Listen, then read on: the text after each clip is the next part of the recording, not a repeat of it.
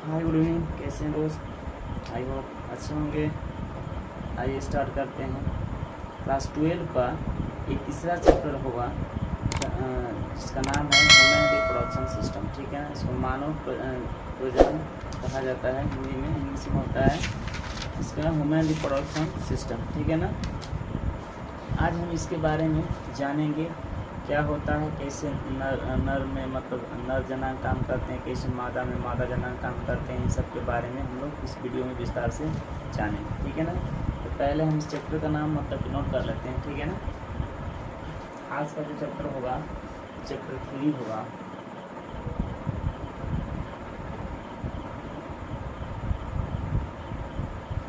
अध्याय 3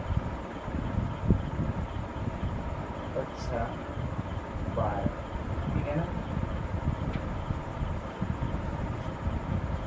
विषय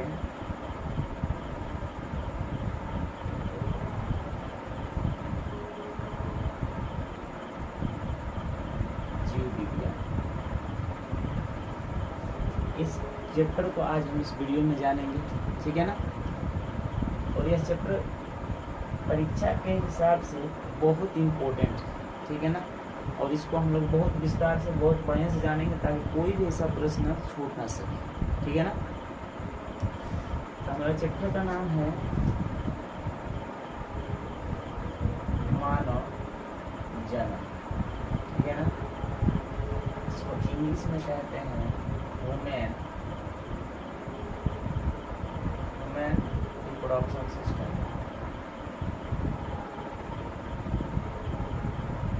रिप्रोडक्शन, ठीक है ना,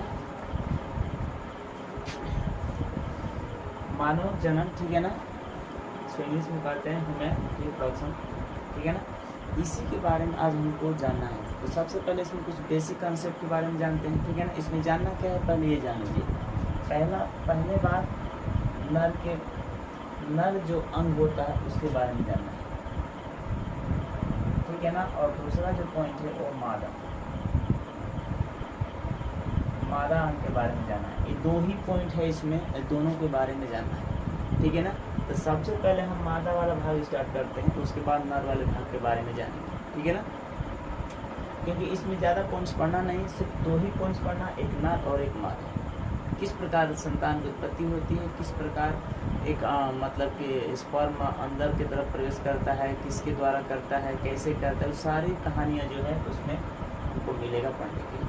तो इसीलिए इसमें सिर्फ दो ही पॉइंट पढ़ना है, पहला नर और दूसरा मादा। इन दो पॉइंट्स के हम लोग ऐसे कवर करेंगे ताकि इसमें एक भी कोई प्रश्न मतलब कि छूट ना सके। ठीक है ना, तो आइए स्टार्ट करते हैं। पहला जो हम लोग का होगा मादा भाग को स्टार्ट करते हैं। ठीक है ना, और मादा भाग के बारे में हम लोग विस्तार से जानेंगे, उसके बाद नर भाग के बारे में जानते हैं। पहले इंट्रोडक्शन के बारे में जानते हैं।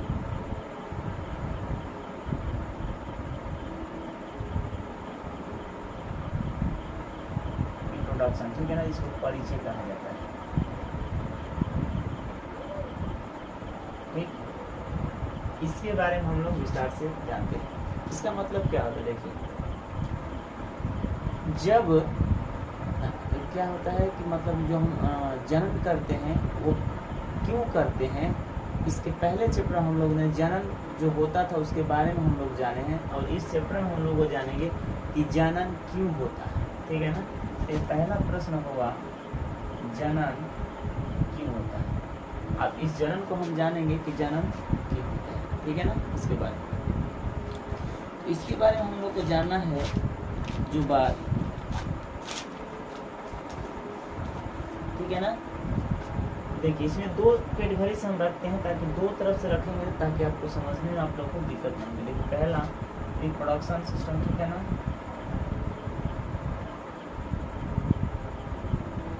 रिप्रोडक्शन, ठीक, और इधर हम कर देंगे एक सेक्स। दो चीज़ यहाँ पर रखे हैं इसलिए ताकि दोनों चीज़ को हम लोग को समझना जरूरी है। ठीक है ना, ये वाला जो है ये चीज़ तो हम लोग को पढ़ना नहीं है, लेकिन इसको समझने के लिए इसमें रखा गया है, किताब में दिया गया है इस चीज़ को, इस चीज़ को नहीं दिया गया। ठीक है ना, तो हमको फोकस इस चीज़ पर करना है, इस चीज़ पर नहीं करना है। बशर्ते मैं समझाने के लिए दोनों पॉइंट्स को यहाँ पे मैं रखा हूँ। ठीक है, तो इसमें जो होता है जो जनन होता है वो जनन करने का मतलब क्या होता है, ये अपनी जाति को बढ़ावा देता है। क्या करता है, जो रिप्रोडक्शन करते हैं यानी जो जनन का कार्य करते हैं वो सिर्फ अपनी जाति को बढ़ाते हैं। ये नहीं कि मतलब कि वो अपने संतान की उत्पत्ति करने के लिए मतलब जन्म करते हैं, ऐसा नहीं। वो अपने जाति को बढ़ावा देने के लिए जन्म करते हैं। अगर मानिए कि वो जाति को अपने बढ़ावा नहीं देंगे तो एक समय ऐसा आएगा कि उनका जाति क्या होगा, धीरे धीरे विलुप्त हो जाएगा। अगर हम लोग मनुष्य हैं, अगर हम लोग अगर जाति को बढ़ावा नहीं देंगे तो एक दिन ऐसा समय आएगा कि हम लोग का भी जाति क्या होगा, धीरे धीरे विलुप्त हो जाएगा। तो इसीलिए इस जाति को क्या करना, बढ़ावा देना। अगर दूसरी तरह देखा जाए तो इसको प्राकृतिक भी कहा जा सकता है, प्रकृति का दिया हुआ चीज, ठीक है ना।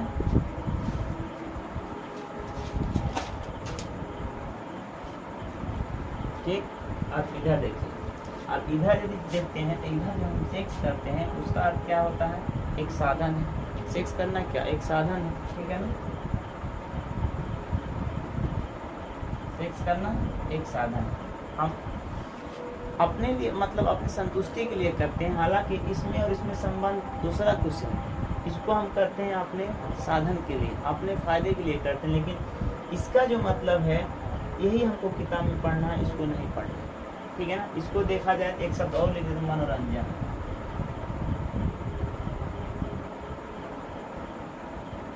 मनोरंजन साधन है, सेक्स करने का साधन है, ये है मनोरंजन। मनोरंजन के लिए हम कार्य करते हैं, अन्यथा मनोरंजन नहीं होता तो इस चीज़ को हम नहीं करते।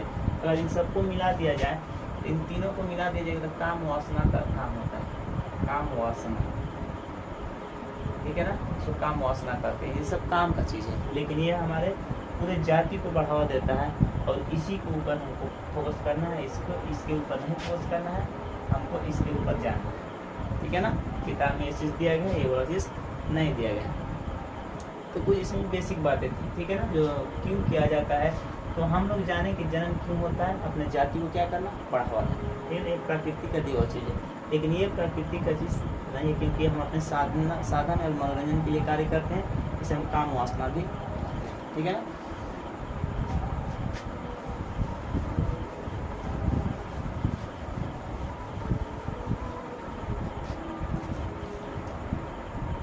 अब यहाँ से किशोरावस्था हमारा स्टार्ट होता है।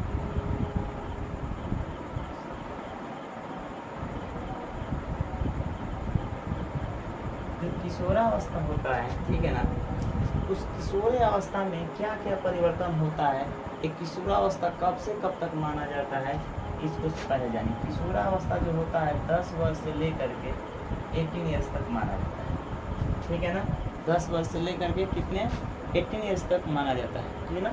एक किशोरावस्था है और इसी के बीच में फीमेल का जो होता है वो कार्य स्टार्ट होता है। यहीं से क्या होता है, उनका प्राथमिक अंग विकसित होना, और प्राथमिक जो अंग होता है वो यहीं से आगे की तरफ डेवलप करना, कार्य करने लगता है। देखिए, सबसे पहले इनमें जो आएगा, इनमें कुछ हार्मोन्स रिलीज होते हैं जो इनके शरीर में क्या करते हैं, परिवर्तन करते हैं। जैसे जब इनमें हार्मोन्स रिलीज होना प्रारंभ होगा 10 वर्ष का, जैसे मतलब कि कोई लड़की होगी तो उसमें क्या होता है, सबसे पहला काम होता है अंड बनना होता है, ठीक है ना। आगे बताएंगे कि कैसे बनता है, क्या होता है। अब इसे इतना जानिए कि जब 10 वर्ष के एज में जो लड़की होंगी उसमें सबसे पहला अंड बनना प्रारंभ होगा, ठीक है ना। और वह अंड बनेगा तो वह किस रूप में आएगा, वह एमसी के रूप में, मतलब कि माहवाहिक जो मासिक धर्म होता है उसके रूप में वह आना प्रारंभ होता है। इस सब में जैसे इनमें हार्मोन्स रिलीज होने लगेंगे, ये हार्मोन्स रिलीज होते हैं तो शरीर में क्या होता है, परिवर्तन, उसको यहाँ पर मैं बता रहा हूँ। देखिए, सबसे पहला जो परिवर्तन होगा, हार्मोन जब रिलीज होते हैं, आवाज़ में परिवर्तन, आवाज़ में बदलाव, ठीक है ना। क्या होता है, आवाज़ में बदलाव होने लगता है। उनकी जो आवाज़ें होती हैं कि तो सुरीली हो जाएंगी, नहीं तो ज़्यादा तीखी हो जाएंगी, ठीक है ना। इस प्रकार की आवाज़ें परिवर्तन हो जाएगी। याद रखिएगा, 10 वर्ष के बाद का स्टेज में बता रहा हूँ, उसके पहले नहीं। 10 वर्ष जैसे होगा तो उसमें आवाज़ों में क्या होगा, परिवर्तन। उस समय क्या होता है, हार्मोन्स रिलीज होने लगते हैं, यानी हार्मोन्स बनने लगते हैं। तो पहला होगा आवाज़ों में क्या होगा, परिवर्तन, ठीक है ना। अब दूसरा जो होगा, दूसरा काम क्या होगा, शरीर में परिवर्तन, ठीक है ना।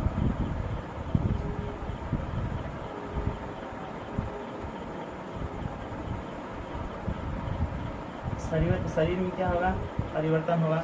जो पहले शरीर था वो मतलब पहले के 10 वर्ष से पहले जो भी शरीर था उसके प्रति जब 10 वर्ष का उम्र हो जाएगा उसमें शरीर उसके आगे तरफ डेवलप करेगा। अचानक एक शरीर ऐसा मतलब विकास रूप धारण करेगा, देखने के बाद कभी अचानक से हो जाते हैं या अचानक देखने में लगेगा कि शरीर कैसे इतना जल्दी बढ़ गया, इतना जल्दी कैसे विकास कर गया, ठीक है ना। तो उनके शरीर में क्या होता है, परिवर्तन करना, ठीक है ना।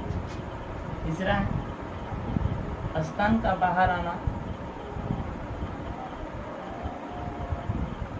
ठीक है ना। जब हार्मोन्स रिलीज होने लगते हैं, बनने लगते हैं, तो स्तन जो होता है उनका बाहर क्या होता है, बाहर की तरफ आना प्रारंभ हो जाता है।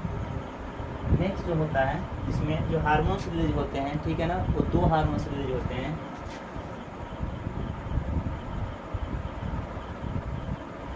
दो हार्मोन्स बनते हैं, ठीक है ना।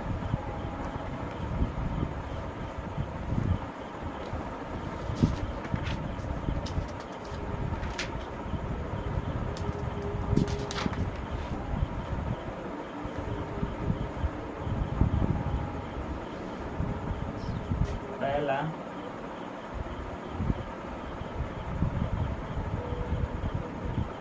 एस्ट्रोजन और दूसरा प्रोजेस्टेरॉन बनता है।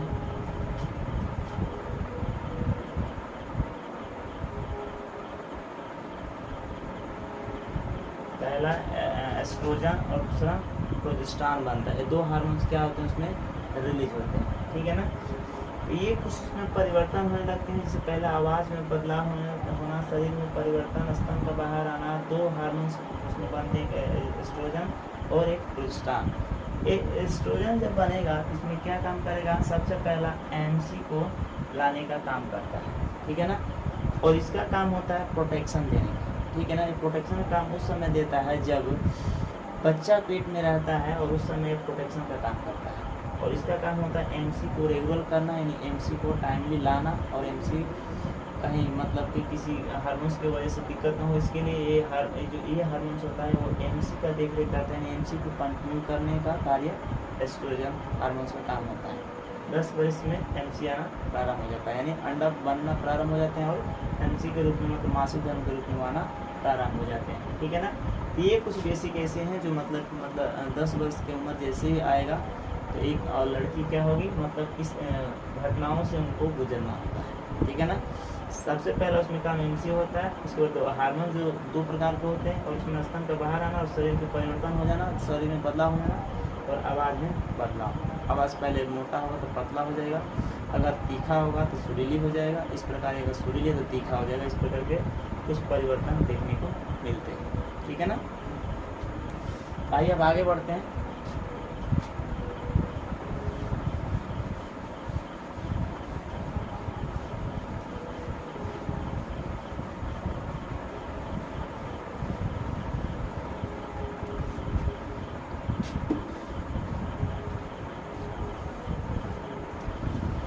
स्त्री के जो अंग होते हैं एक 5 भागों में डिवाइड किया गया, ठीक है ना।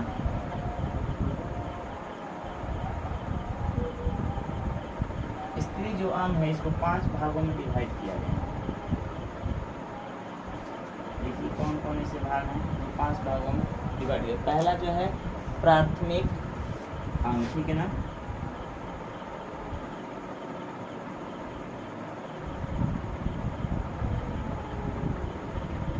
ठीक है ना, प्राथमिक अंग, प्राइमरी सेक्सुअल ऑर्गन्स।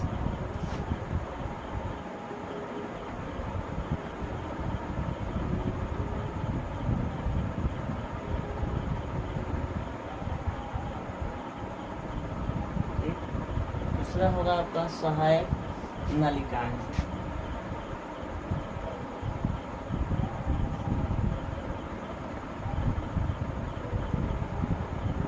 सहायक नलिका, ठीक है ना। एक्सेसरी डक्ट्स,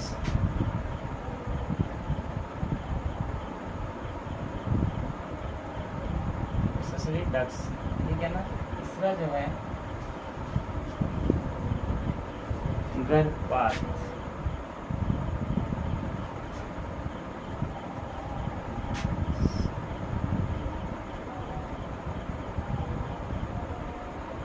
सर्गभरता, अंतरोपण या सर्गभरता कहा जाता है, ठीक है। इसको अंतरोपण भी कहा जाता है और सर्गभरता भी कहा जाता है, ठीक है ना, याद रखिएगा। प्रेगनेंसी इसको कहा जाता है।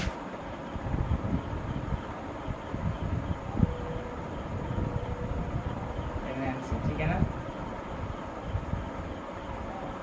और इधर में 4 नंबर जो होता है सहायक ग्रंथियां,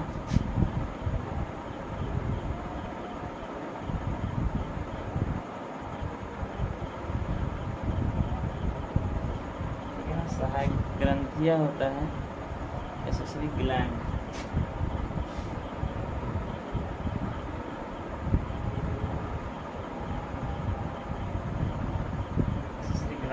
ठीक है ना। एक और बचा है, यहाँ पर नोट कर देते हैं, ये है आपका वाह ज्ञानेंद्रिय, ठीक है ना।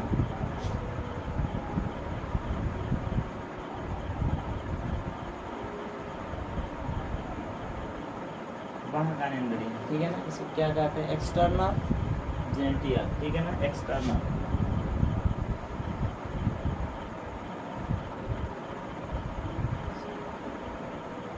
एक्सटर्नल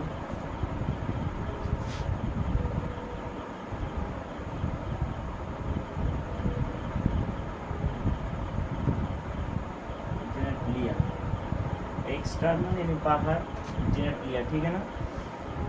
पहला जो है प्राथमिक, दूसरा है सहायक, तीसरा है अंतरोपण या संगत गर्भता, ठीक है ना, और तीसरा चौथा है सहायक ग्रंथियां, ठीक है ना। पांचवा है वाह ज्ञानेंद्रिय, प्राइमरी सेक्सुअल ऑर्गन्स और सहायक एसेसरी डक्ट्स, और संगर्भता को प्रेगनेंसी, और सहायक ग्रंथियां को एक्सोरी ग्लैंड कहते हैं, और इसको एक्सटर्नल जेनेटिया लिया, ठीक ना, जेनेटिया कहा जाता है, एक्सटर्नल जेनेटिया। तो इन सब के बारे में हम लोग को बारीकी बारीकी पढ़ना है। तो आज इसमें हम सबसे पहले स्टार्ट करेंगे प्राथमिक अंग क्या होते हैं, ठीक है ना। उसके बाद सहायक नलिकाएं क्या होती हैं, उसके बाद संगर्भता क्या होता है, सहायक ग्रंथियाँ क्या होती हैं, और वाह ज्ञानेंद्रिय क्या क्या होती हैं। इन सब के बारे में हम लोग विस्तार से जानेंगे। तो एक एक स्टेप करके जानेंगे ताकि जानने में आसान हो, ठीक है ना। यहाँ सबसे पहले हम इस प्राथमिक ऑर्गन्स के बारे में जानते हैं, ठीक है ना।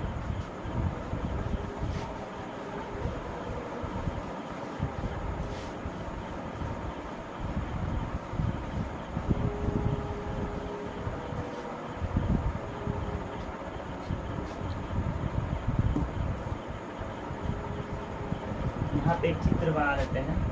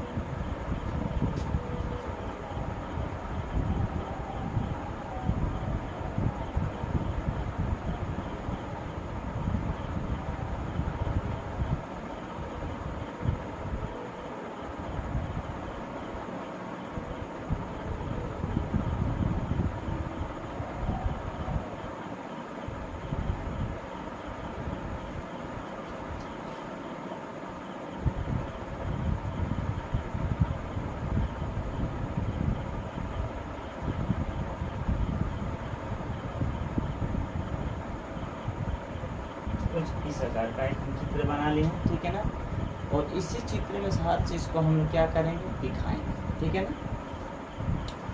जो इसमें सबको हम दिखाएंगे बारीकी बारीकी से, और इसके बारे में हम लोग क्या करेंगे, विस्तार से जानेंगे।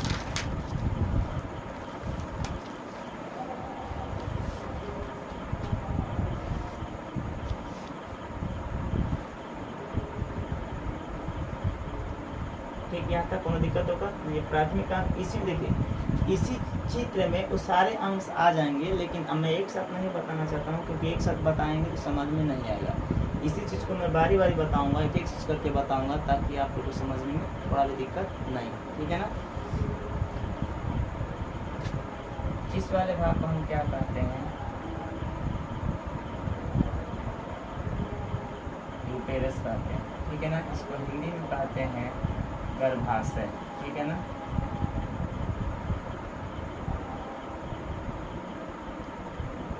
गर्भाशय, ठीक है ना।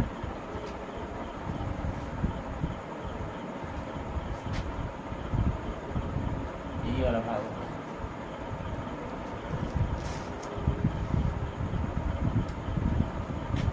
ये वाले भाग होता है गर्भाशय गुहा,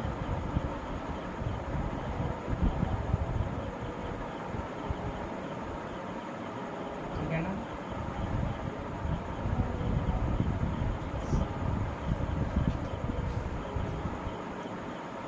फाउंडस, यूट्रस फाउंडस, इसको यूट्रस फाउंडस कहते हैं, ठीक है ना। इस वाले भाग को हम क्या कहते हैं, ओवेम, इसको अंड कहा जाता है, ठीक है ना। ये दोनों तरफ सेम, ठीक। इस वाले भाग को हम क्या कहते हैं, फूनल कहते हैं,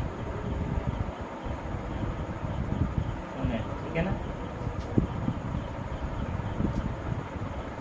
इसको कीप के नाम से जाना जाता है, इसको कीप कहते हैं, ठीक है ना। इस वाले जो अंगुली जो संरचना है, इसको कहते हैं फाइवेयर, ठीक है ना।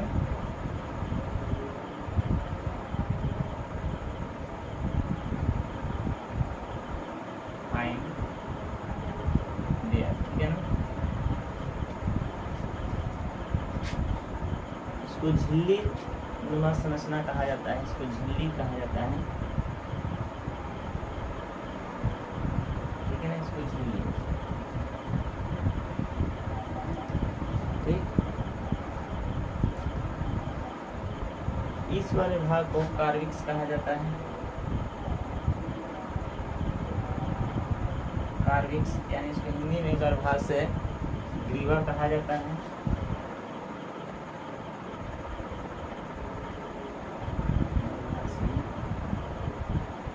ग्रीवा, ठीक है ना। इस वाले भाग को हम कार्विक्स कैनल कहते हैं, कार्विक्स कैनल, कार्विक्स कैनल कहते हैं, ठीक है ना। एक से कार्विक्स कैनल, जिसको कहते हैं ग्रीवा, ठीक है ना। क्या कहते हैं, ग्रीवा नाल,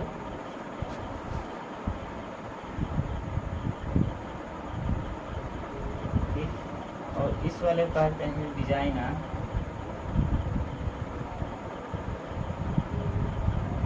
इसको योनि कहा जाता है,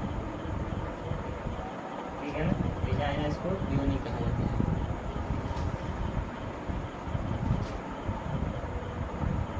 ठीक है ना। पहला पार्ट्स हो गया।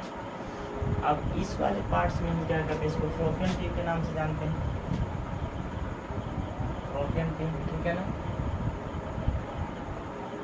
इस्तिमा भी कहा जाता है, जो यहाँ से पतला भाग होता है उसको इस्तिमा कहा जाता है, ठीक है ना। जो पतला भाग होगा यहाँ पे उसको इस्तिमा कहा जाता है, इस वाले भाग को। इसी को फ्लोपियन ट्यूब भी कहा जाता है, लेकिन इस्तिमा हम लिख देते हैं, इस्तिमा, ठीक है ना। इसको इंग्लिश और हिंदी दोनों एक ही है, इस्तिमा कहा जाता है, ठीक है ना। और ये वाला भाग जो होता है जहाँ पर आकर मिलता है, एम्पुला कहलाता है, एम्पुला, ठीक है ना। एम्पुला कहलाता है, जिसको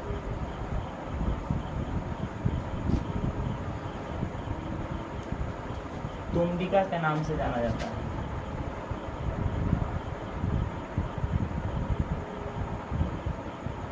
तुंबिका। अब इसको हम यहाँ पर फ्लोपियन ट्यूब लिख सकते हैं, ठीक है ना। यहाँ पर इसको हम फ्लोपियन ट्यूब लिखे हैं, ठीक है ना। यही वाला पार्ट्स इधर भी होगा, ठीक है ना। तो एक साइड हम लिख दिए हैं ताकि समझने में इधर भी आप लोग समझ जाएंगे, तो इधर भी वही पार्ट्स होता है। अब हम समझते हैं इसके अंदर स्नायु भरा होता है, जो एक अंड, इस अंड को क्या करता है, पकड़ करके रखता है, मतलब कि कहीं इधर उधर आने जाने नहीं देता, एक जगह स्थायी रहता है, संयोजी ऊतक से क्या करता है, जोड़ करके रखता है। स्नायु अंडाशय स्नायु कहा जाता है, ठीक है ना, उसको अंडाशय स्नायु कहा जाता है।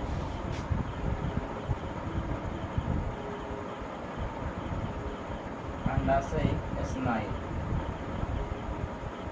अंडाशय स्नायु से क्या रहता है, ए जुड़ा हुआ रहता है, ठीक है ना, दोनों तरफ होता है, ठीक है ना, दोनों तरफ क्या होता है, जुड़ा हुआ रहता है, ठीक है ना। एक फीमेल में 2 ओवरी होते हैं, ये तो पता है, ठीक है, 2 क्या होते हैं, ओवरी होते हैं, ठीक है ना। गर्भाशय कितना होता है, 1 होता है, ठीक है ना। अब यहाँ पर एक चीज़ और जानेंगे, जो गर्भाशय होता है वह 3 परतों से बना होता है, ठीक है ना। गर्भाशय कितने परतों से बना होता है, 3 परतों से बना होता है, पहला, दूसरा और तीसरा। पहले ये जान लेते हैं, उसके बाद में गर्भाशय के बारे में जानेंगे। जो अंड होता है, जो ओवरी होता है, ठीक है ना, यह ओवरी के अंदर ओवेम बनता है, ठीक है ना, जिसे अंड कहा जाता है। और यह स्ट्रोमा से क्या होता है, पूरा भरा होता है। ये वाला जो अंड होता है ये पूरा स्ट्रोमा से क्या होता है, भरा होता है। ये दोनों जो अंड होता है स्ट्रोमा से क्या होता है, पूरा चारों तरफ भरा हुआ है। इसको हम क्या कहते हैं, स्ट्रोमा कहते हैं। यह स्ट्रोमा से क्या होता है, भरा होता है, ठीक है ना।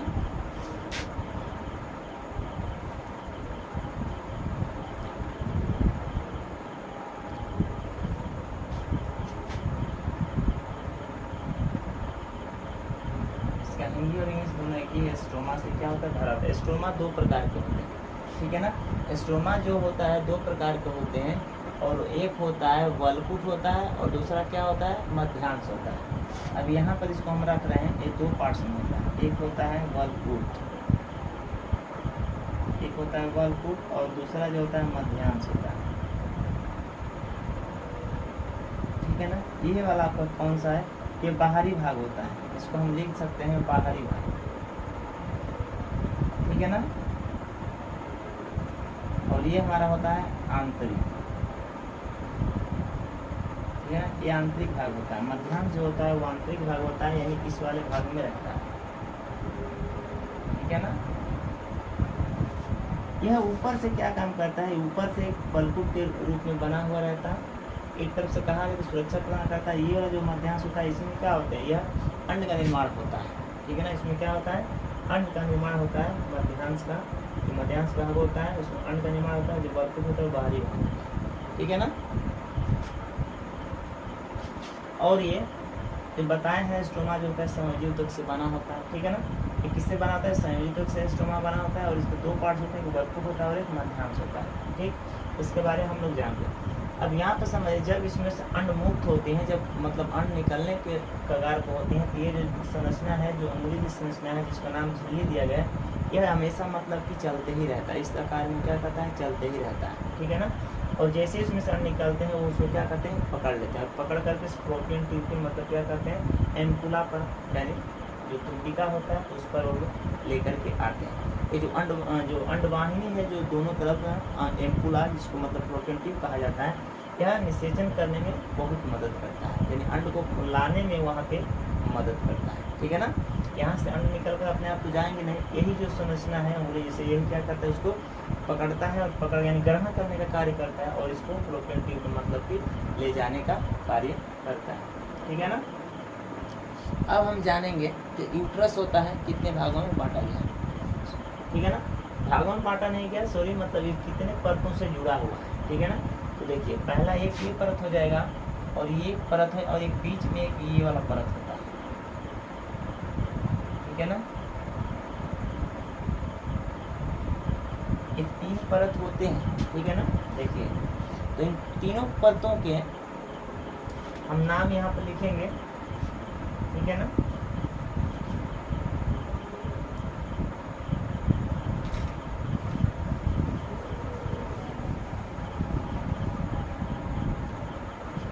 इस वाले को हम कहते हैं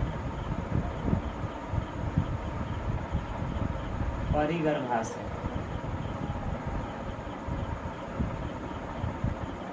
है ना। इसको हम क्या कहते हैं, परिगर्भाशय, प्रीमेट्रियम कहते हैं इसको, इंग्लिश में प्रीमेट्रियम।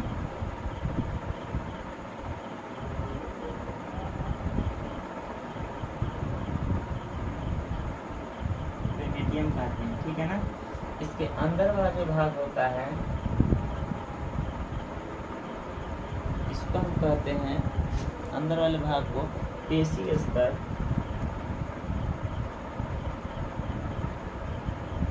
ठीक है ना। इसको हम इंग्लिश में कहते हैं मायोमेट्रियम, ठीक है ना।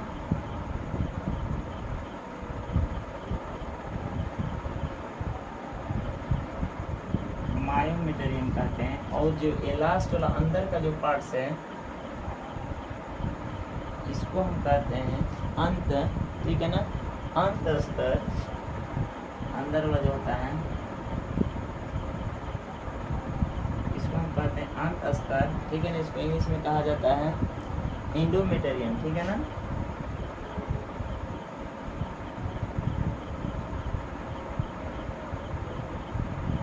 एंडोमेट्रियम कहा जाता है, ठीक है ना। जो यूट्रस होता है, जो गर्भाशय होता है, उसको हम क्या कहेंगे, तीन परतों से जुड़ा हुआ रहता है, ठीक है ना। और जो फ्लोपियन ट्यूब का यानी अंडवाहिनी का जो मतलब कि जो होता है वह कहाँ आकर खुलता है, विजाइना में खुलता है, ठीक है ना। पहले इसको जानिए, 3 परतों से घिरा होता है। पहले वाले परत हम क्या कहते हैं, परिगर्भाशय, इसको भी गर्भाशय कहा जाएगा, इसको भी गर्भाशय कहा जाएगा, एक जगह गर्भाशय लिख दिया हूँ। तो पहले वाले परत हम क्या कहते हैं, परिगर्भाशय, जिसको इंग्लिश में प्रीमेट्रियम कहा जाता है। दूसरा वाला जो परत होगा उसको पेशी स्तर, इसको मायोमेट्रियम कहा जाता है। और जो आंतरिक परत होता है इसको अंतर स्तर कहा जाता है, इसको एंडोमेट्रियम कहा जाता है, ठीक है ना। ये 3 परत होते हैं जो यूट्रस से मतलब कि जुड़े हुए रहते हैं, और तब जाकर के यूट्रस उसके बीच में होता है। 3 परत होते हैं, ठीक है ना। इसलिए होता है क्योंकि यह बहुत इसको जरूरत मजबूती की जरूरत होती है, इसलिए 3 परतों से जुड़ा हुआ होता है। अब यहाँ पर समझिए, ये वाला जो भाग होता है, जो बीच वाला जो खाली भाग दिखाई दे रहा है ना, ये वाला, इसको हम कहते हैं कार्विक्स, यानी गर्भाशय ग्रीवा कहा जाता है, ठीक है ना। बीच में खाली स्थान है, ठीक है ना। इस वाले जो भाग में जो यहाँ पर विजाइना के ऊपर में जो भाग आपको दिख रहा है खाली वाला, इसको कार्विक्स कैनल यानी ग्रीवा नाल कहा जाता है। जो ये फ्लोपियन ट्यूब यानी गर्भाशय से आकर के क्या होता है, जुड़ा हुआ रहता है, ठीक है ना। और ये डायरेक्ट कहाँ जगह खुलता है, योनि वाले भाग में खुलता है। नीचे वाला जो भाग आपको दिखाई देगा विजाइना, जिसको योनि के नाम से जाना जाता है, इसी में आकर के वो क्या होता है, फ्लोपियन ट्यूब का जो नाम होता है यहाँ पे खुलता है, ठीक है ना। तो ये हम लोग इस संरचना में हम लोग ये जाने कि कौन से कौन भाग किसका नाम होता है, ठीक है ना, किस प्रकार ये काम करते हैं, सबका नाम मैं यहाँ पे मेंशन कर दिया हूँ, ठीक है ना।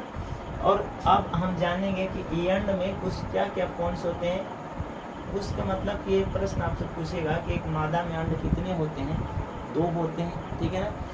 अंडवाहिनी कितनी होती है, 2 होती हैं, ठीक है ना। यूट्रस कितना, यानी गर्भाशय कितना होता है, 1 होता है। ये इस तरह का प्रश्न आप लोग से पूछा जा सकता है, ठीक है ना।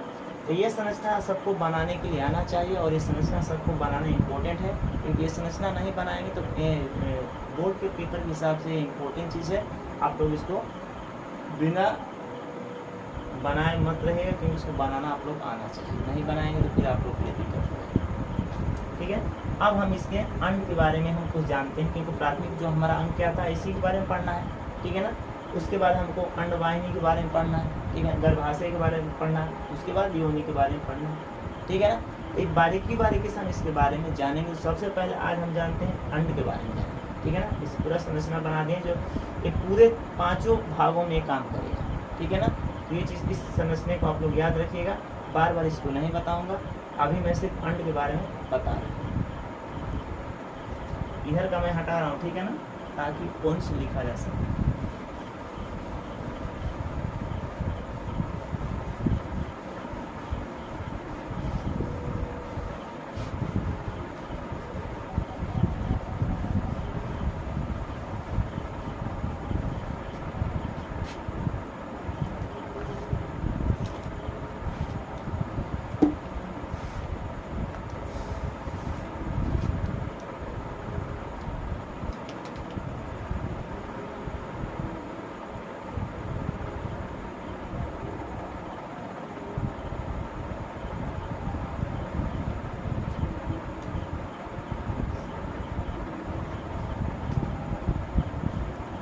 सबसे पहला पॉइंट होता है कि मादा भाग में कितने अंडाशय होते हैं? 2।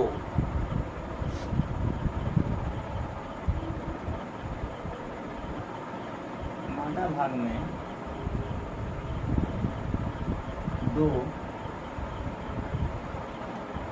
ओवम पाया जाता है, ठीक है ना। मैं जिस तरह यहाँ पॉइंट्स कर रहा हूँ उसी तरह आप लोग पॉइंट्स कीजिएगा, क्योंकि पॉइंट्स करने पर नंबर ज़्यादा मिलते हैं, ठीक है ना।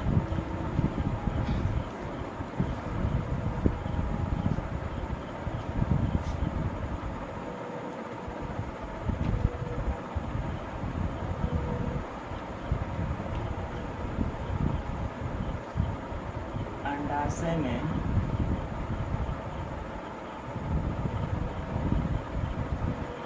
अंडाणुओं का निर्माण होता है। नेक्स्ट पॉइंट,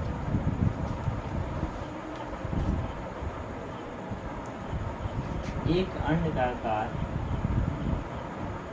3 सेंटीमीटर लंबा, ठीक है ना, 3 सेंटीमीटर लंबा, 2 सेंटीमीटर चौड़ा, 2 सेंटीमीटर चौड़ा और 1 सेंटीमीटर मोटा होता है। 1 सेंटीमीटर क्या होता है? मोटा, ठीक है ना। ये जो अंड होता है ये 3 सेंटीमीटर क्या होता है? लंबा। इसकी लंबाई होगी 3 सेंटीमीटर की, चौड़ाई होगी कितनी? 2 सेंटीमीटर की, और जो इसकी मोटाई होती है वो 1 सेंटीमीटर की मोटाई होती है, ठीक है ना। ये आप लोग याद रखिए। और इसका वजन जो होता है, वजन लगभग 3 ग्राम, ठीक है ना। कितना ग्राम का होता है? 3 ग्राम का लगभग इसका एक ओवरी का वजन क्या होता है? 3 ग्राम का होता है।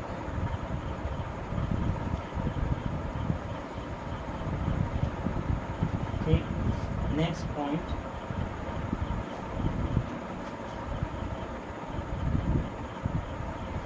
इसमें 2 हार्मोन्स बनते हैं। एक है एस्ट्रोजन,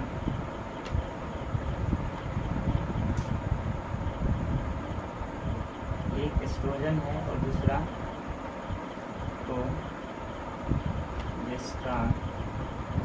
प्रोजेस्टेरॉन, ठीक है ना।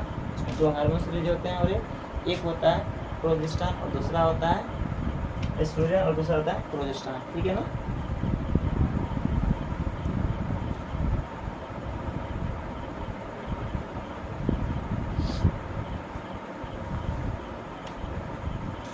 नेक्स्ट पॉइंट, ये ऊपर का पॉइंट्स मिटा देते हैं, ठीक है ना, क्योंकि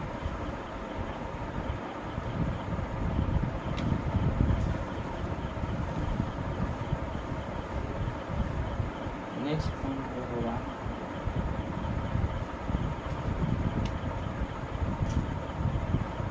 अंडाशय स्ट्रोमा से भरा होता है।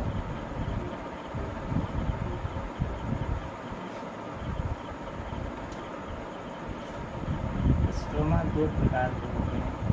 स्ट्रोमा 2 भागों में बटा है। पहला वर्गपुर और दूसरा मध्यांश, ठीक है ना। पहला वर्गपुर होता है, दूसरा मध्यांश। जो अंड होता है स्ट्रोमा से भरा होता है वो 2 भाग का होता है। पहला वर्गपुर होता है, दूसरा क्या होता है? मध्यांश होता है, ठीक है ना।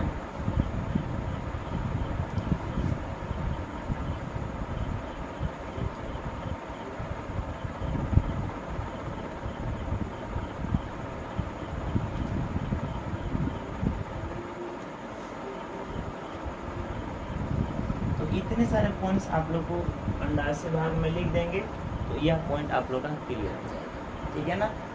तो बस इस वीडियो में बस इतना ही जानेंगे, ठीक है ना।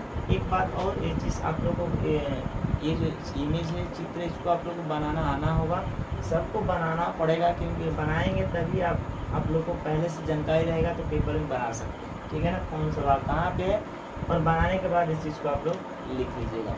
लिखने के समय इस अंडाशय को लिख करके आप लोग हेडिंग कीजिएगा, और उसके बाद नीचे जो पॉइंट्स है उसको पॉइंट वाइज कीजिएगा, तब जा करके आपको बढ़िया नंबर मिलेगा, ठीक है ना। तो बस इस वीडियो में आज हम लोग जाने प्राथमिक अंग के बारे में। प्राथमिक अंग क्या है, अंडाशय, और उसके बारे में हम लोग विस्तार से जाने। अब अगले वीडियो में हम जानेंगे अंडवाहिनी के बारे में, जो हम लोग का सहायक होगा, ठीक है ना, सहायक अंग होगा, उसके बारे में हम लोग विस्तार से जानेंगे। अगर यह मेरा वीडियो आप लोग किसी भी तरह से हेल्पफुल होता है, अगर मदद मिलता है, तो मेरे वीडियो को लाइक ज़रूर कीजिएगा और मेरे वीडियो को शेयर ज़रूर कीजिएगा, ताकि और भी बच्चे को मेरा वीडियो मिल सके, ठीक है। मेरा वीडियो देखने के लिए थैंक यू सो मच।